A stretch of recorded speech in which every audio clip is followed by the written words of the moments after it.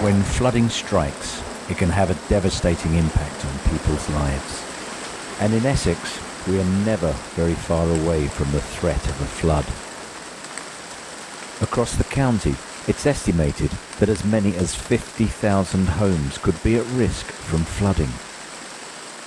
The risk of flooding can be reduced if ordinary watercourses such as ditches or culverts are able to do their job as part of our flood protection. But where are all of those watercourses, and are they fit for taking away that excess water from severe heavy rainfall? Historically speaking, where these watercourses have been managed, where the watercourses that aren't main rivers have been managed at all, they've been managed quite informally. Generally speaking, with the majority of them, we don't know where the actual water goes. A lot of the time they've been forgotten, a lot of the time they may have been filled in, and people just don't realise that they've got a watercourse on their land. One of the reasons why we're doing this project is because they aren't mapped and we want to find out where they go. This is where you can help us identify those lost or unmarked watercourses. If you volunteer to help, you'll get a pack with all you need to carry out a survey in your local parish area. Your pack will contain an Ordnance Survey map of your area, information on how to carry out the survey with reference cards and a photographic guide. There is also a clipboard and all the equipment you need, from pens and rulers and a USB stick to save the information that you've gathered. So Essex County Council are the lead local flood authority for the Essex County. We have a responsibility for looking after surface water, ordinary watercourses and groundwater. And in order to manage and regulate flood risk from sources such as ordinary watercourses, first of all we need to know where they are. So if we were to undertake the exercise of mapping all the watercourses and culverts and pipes across the whole county, it would take us an awful lot of resources and an awful long time. So we have created this project, Where Does Water Go?, in partnership with Essex Fire and Rescue Service. Well, Essex Fire and Rescue Service teamed up with the Flood and Water Management team of Essex County Council back in January this year, 2014. The purpose of that was to share information. The Essex County Council flood team had a lot of data and information that the fire service never had access to previously, and likewise the fire service had a lot of call instant information where we attended floods that the council weren't aware of. The purpose of this video today is to hopefully show parish councillors, village members, local people and the volunteers who are associated to the fire service how to carry out these surveys of these watercourses.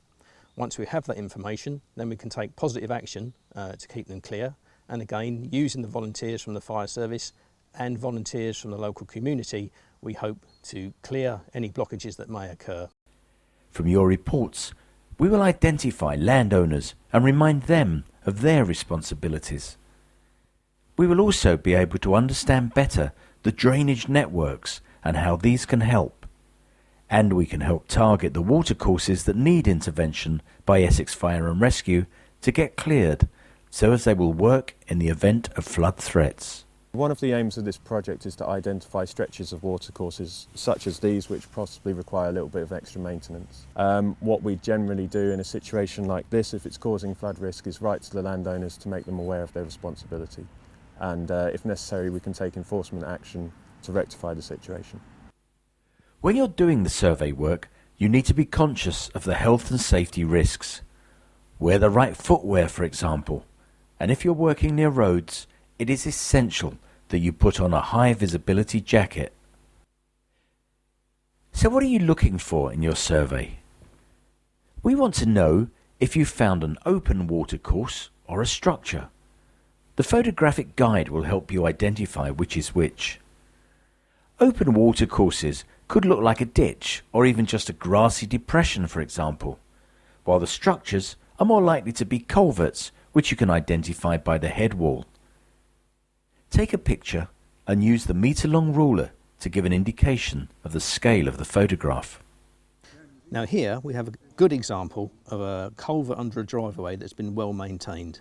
As you can see, the water is flowing, there's no debris or detritus in front of the pipeway, and this means that this isn't going to cause a flood. However, I will draw your attention to the fact that the structure around the culvert is a bit loose in this instance, and if not maintained properly could fall into the ditch and then cause us a problem later on with flooding.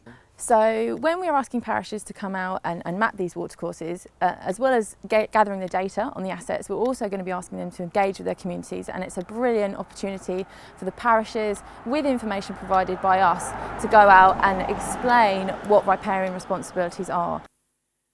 Your contribution will give us a baseline to work from to reduce the risk of flood. By helping us with this survey, we can cover the ground more quickly and identify the areas that need immediate work. It is a vital job to be done to help protect your community, your home and your neighbours. The ultimate aim for the fire service now is to utilise operational crews to go out and clear ditches and clear blockages as they're identified prior to any heavy rainfall, and by doing this it saves the fire service having to respond on blue lights and tying up resources pumping out water for hours on end when those resources may well be needed for more important life-saving work.